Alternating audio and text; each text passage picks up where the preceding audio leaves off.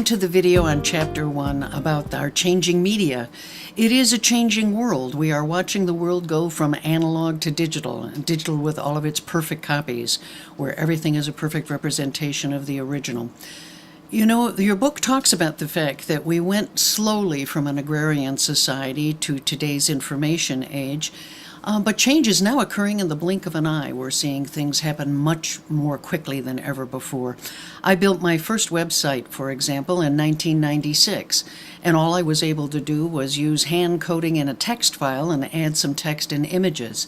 Now you can point your cell phone to a QR code where an app on your phone is tied to your GPS location, and it'll give you all of the restaurants in the area that your friends have recommended, and you can check on their reviews. That's a whole new world. That's a digital world that we haven't seen before. It's a world, really, well, I call it a binary world because it's all computer-based.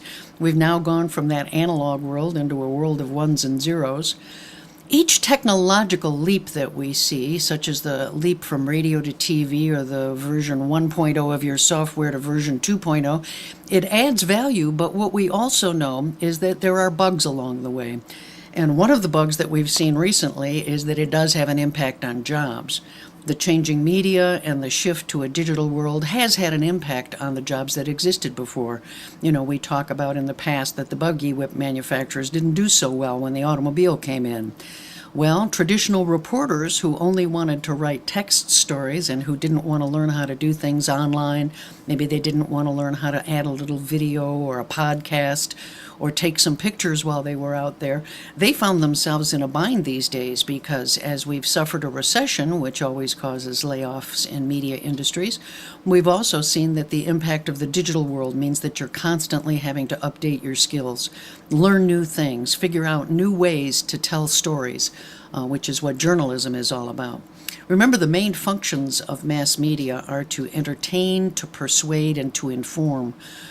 So we're looking at jobs in those areas. They're often glamorous jobs. We think about some of the media jobs out there. They're very competitive. Think about the fact I once calculated that Katie Couric, who is retiring as the anchor from CBS, I calculated her wages once, and she makes $33,000 an hour, and that's a pretty decent wage, I'd say. So let's face it, not all media jobs pay in that area. In fact, a lot of them you have to start fairly low. But the reality is it's a glamorous field, many of these fields, and it's highly competitive. Typically, as we've seen, journalism pays the least, maybe because you get to stay pure and you get to hold on to your values longer in terms of not having to sell out and sell people. Next up on the financial rung is public relations. Those jobs tend to pay a little better. However, corporate public relations tends to pay better than doing it for a nonprofit organization. And we're seeing more and more jobs in that area where PR people are being hired because of their journalism skills and their multimedia skills. Probably at the top of the heap are the advertising jobs. Those have always paid well. We're seeing an explosion of new ways in this digital age to reach people, whether it's Facebook advertising or ads on your cell phone. So advertising people are being impacted by the digital world.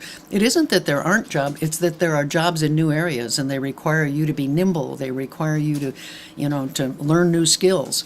In the old days, there were those jobs on the farm for any farm worker. You could go into town and flip burgers at the local burger joint if you needed a job in order to get by. But those jobs have disappeared. We're becoming a much more specialized world. And especially in an information economy, you're really going to have to make sure that you keep pace with all of the changes that are occurring in the media.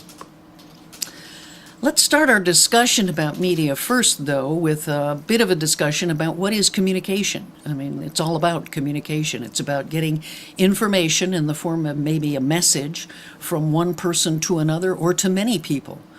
The first form of communication is what we call intrapersonal. It's when I sit around and I kind of talk to myself and I think about my own thoughts and nothing really escapes that brain yet. I'm just talking to myself on the inside. That's intrapersonal, I-N-T-R-A. That's what occurs inside us. The second level of communication is interpersonal. That's where I tell you something. We get together face to face, or I send you a letter, and it's a one-on-one communication where I transmit information to you, and maybe, if I'm lucky, you transmit it back, but at least it's a one-way communication that's interpersonal. Then we move up to a different kind of relationship with communication, and we call it mediated communication. It means that there is some interface between you, who has the message, and the person at the other end, who is the receiver that's supposed to get that message. You want to get that message to the person. Maybe what you do in that case is that you transmit your message on television. You can do that through advertising, or maybe you're an interview guest on a talk show. There is this device or this medium in between. Many of the mass media that we have, radio, television, newspapers, it's where information from one person or many people is gathered and then it's transmitted to a much larger audience. One of the things we need to think about once you get into that mediated conversation with a larger audience is that we have a new role that emerges then, and that's the role of the gatekeeper. The gatekeeper is the person who stands in between the person with the message and the audience that you want to have receive that message. And they're the ones that kind of either help you shape the message, or sometimes they block the message entirely. They say, no, that information's not correct. We're not going to put that out. It's somebody who has an opportunity to say, thumbs up, it goes, thumbs down, it doesn't. That's a new role. That's where mass media is different than interpersonal relationships. I'd be much better off in a lot of cases, before I hit the button on that email, if I had had a gatekeeper say, wait a minute, somebody's going to misunderstand this, or they're not going to think that joke's as funny as you do. But without a gatekeeper, we communicate directly. With the gatekeeper, we have that person who has a function in between. Often that job is an editor, somebody who is going to take a look at your material, shape it, correct it, ask you questions about it before they say, yes, let's go ahead with that. That's the gatekeeper role. The three characteristics of mass media are that they reach a large proportion of the audience that they try to aim at. Nowadays, in a digital world, that doesn't necessarily have to be a mass audience. In one sense, it can be a niche audience. You know, if you're really somebody who's fascinated with rock polishing, right? I mean, it's hard to find a way to reach every rock polisher in my community unless I use the internet and I tag it for rock polishing. That means that I can reach that niche of rock polishers not only in my own community, but all over the world. And that's an opportunity to use digital media to reach that audience. Mass media originates from an organization. Now, nowadays, that organization can be relatively small. It can be one blogger or a few bloggers sitting there in their pajamas. You know, I think of somebody like Daily Kos or Gawker.com. Gawker.com hires people to blog for the names of various blogs that they have. The organization pays them, but that organization can work pretty much virtually nowadays. And they do have to have some kind of transmission or reproduction, some sort of channel, as it shows in your book, in the SMCR model, that transmits that message from the individual or the group to a much larger audience. That SMCR model is really important to understand because it helps us understand exactly how mass media communicates a message. It says there is a sender who has a message that they want to send. Maybe it's breaking news that the flood has hit and they need to get that message out. If they're using mass media, they encode it in some form. That could mean that they put it into a blog or they post it on a website, or if maybe they give some sort of radio announcement. And that's using a channel, some sort of media channel. You encode it to get that message up there, and then people have to be able to decode it at the other end because you want the people who are the receivers to be able to get that message and understand it in the same way that you sent it, and there lies the challenge. We see so many messages that get garbled. I know we see it in our own interpersonal relationships where we say something and it ends up not getting through to the person, or they misinterpret what it is that we say. Think about how that can be expanded and multiplied when you're trying to use a channel to send from a sender to somebody whose face you don't see at the other end, some sort of faceless person who is your audience on the other end of that SMCR model. We talk a little bit about the two kinds of interference that you can see in sending that message when you use mass media. The first one is what we call channel noise. If I turn on my radio and I lose the signal or it gets static, that means that there's something wrong in the transmission of the message itself through some sort of technical means. On the days when my little modem goes down at home, my cable modem goes down, and I can't access the internet, I may be, Huffington Post may be trying to reach me, Drudge Report may be trying to reach me, but I can't get the message because I have interference at my end and cannot receive it. But there's a more important, in some ways for us, kind of problem with noise, and that's semantic noise. It's the noise that occurs when we don't understand the words, or when we block out the words, or something interferes with our ability to get the message straight in the way that the person who sent the message intended it. The first thing that happens is, many of us, we kind of filter our messages. When we talk about filtering messages, there are really 4 different ways in which we are filtering the messages that we receive. The first one is that we have selective exposure. Based on where we live, what we do, the kinds of places we go, we're only exposed to certain messages, whether those are journalistic messages or advertising messages or public relations messages. If I don't go to the mall, then I tend not to see the kinds of displays that are going to be sending me an advertising message. If I don't get a certain kind of magazine, or I don't go by a newsstand and see it. Living in the United States, I'm unlikely to see magazines from China just because of where I live. So I'm not exposed to all media. Then there's selective attention. How much attention am I paying when I'm looking at something? Am I reading an article deeply, or am I busy watching TV with one eye and reading the article? That's called selective attention. How much attention am I paying to the message that's in front of me?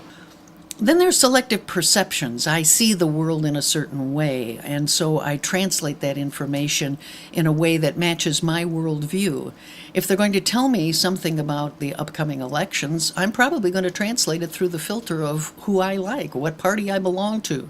If it's a message about something happening about Michigan, I translate through my own personal experience and my perceptions of living in Michigan, whereas somebody who didn't live in Michigan might have a very different perception about news in Michigan. Then there's also selective retention. We don't remember everything forever. It may be stored in our brains, and maybe if somebody could tap just the right spot with an electrode, that memory would pop up. But we can only retrieve a certain amount of information, and it tends to often go stale after a few days. I remember details about, I'm old, I remember Watergate, and I remember some of the details now, but not as many as I used to.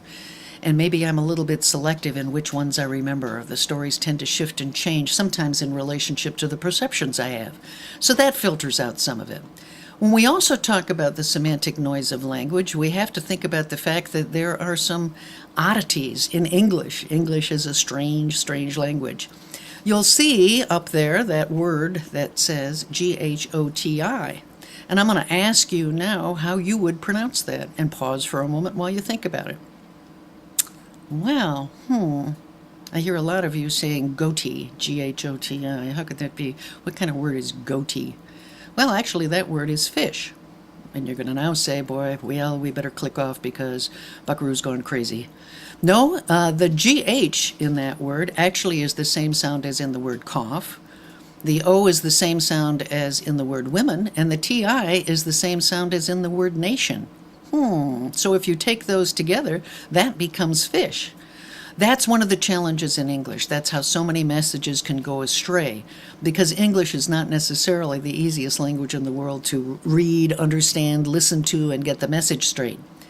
We also have a problem with the fact that words have double meaning, and that can get to be kind of exciting. I will tell some of you now that you will need to skip ahead until you see me do this, and then you can come back if you find crude humor offensive, because I'm now going to show you how easy it is where different sentences can be misconstrued to mean one thing and not another.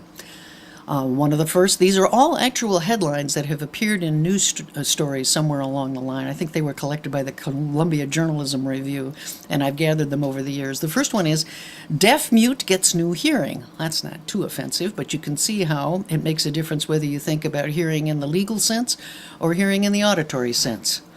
One of my personal favorites is from the old days when William Kelly was Fed secretary. Means he was a federal secretary. It didn't mean that he ate his secretary necessarily, but you never know. Gas levels down in Beantown is another personal favorite. I always liked 2 convicts evade noose, jury hung. That's not a jury I want to be on necessarily. It looks like a fairly harsh penalty if you don't reach the right verdict. Another favorite is panda mating fails. Veterinarian takes over. That's not a pretty picture. Nah, bah, but here's one that really works well, I think, especially in this era. This was an actual headline that said, Tiger Woods plays with own balls, Nike says.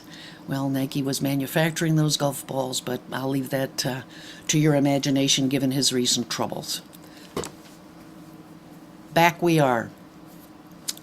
Another problem with language. It's called bypassing, and it means that because words can have those two meanings, that we often bypass each other. You're saying one thing, I'm hearing another. Bugs Bunny may be eating that carrot, but if you really are talking about a carrot in a diamond ring, I need to know which kind of carrot you're talking about to understand what you're telling me. So that can be a challenge, especially with mass media, where we don't see, on the other hand, the gatekeeper doesn't always get to see whether your eyebrows get raised. Admittedly, with social media, now that changes the SMCR model so that people can interact more with the message, and maybe they can find out. Maybe they can give you some feedback and find out which kind of carrot you mean before they go further, and that's one of the virtues of that digital world and the changing world.